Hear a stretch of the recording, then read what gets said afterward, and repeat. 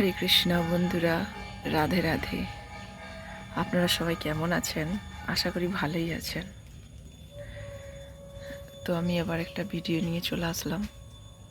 দেখছি ছোট করেই ব্লগ শুরু করব। তো কদিন বন্ধ ছিল, ভিডিও করে উঠতে পারিনি।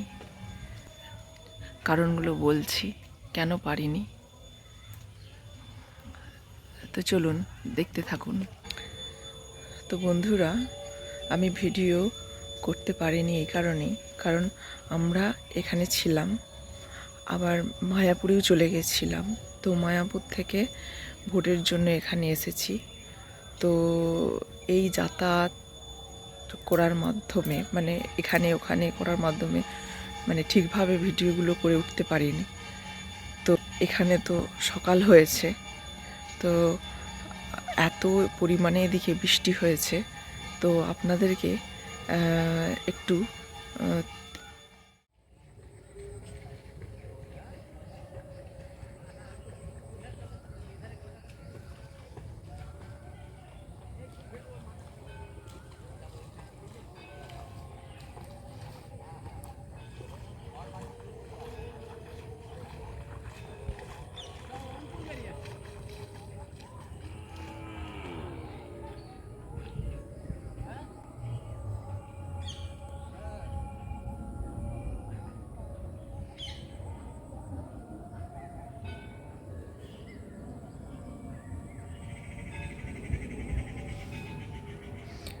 তো বন্ধুরা, দেখতেই পাচ্ছেন কি পরিমাণে বৃষ্টি হয়েছে দুদিন ধরে।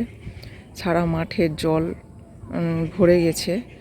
আর এই যে দেখছেন ধানগুলো ছেঁকে ছেঁকে তুলছে, ধানগুলো ভিজে গেছে, জলে তুলতে পারেনি। তো অনেকেই তুলে নিয়েছে, আবার অনেকেই তুলতে পারেনি। চাষিরা কত কষ্ট করে ধান চাষ করে, এরকম যদি পরিস্থিতি হয় কেমন লাগে বলুন তো।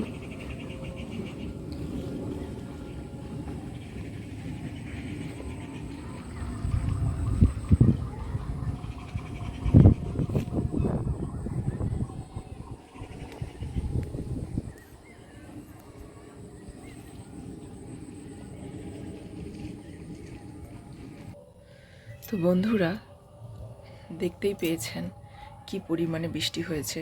ওই যে ধানগুলো দেখছেন না, ওই ধানগুলোকে যেখানে শুকনো জায়গা রয়েছে ওখানে মিলে দেওয়ার চেষ্টা করছে, যাতে একটু শুকিয়ে যায়। কারণ অঙ্কুর বেরিয়ে যাচ্ছে, অঙ্কুর বেরিয়ে গেলে তো আর ধান চাল যে হবে সেটা তো হওয়ার না না।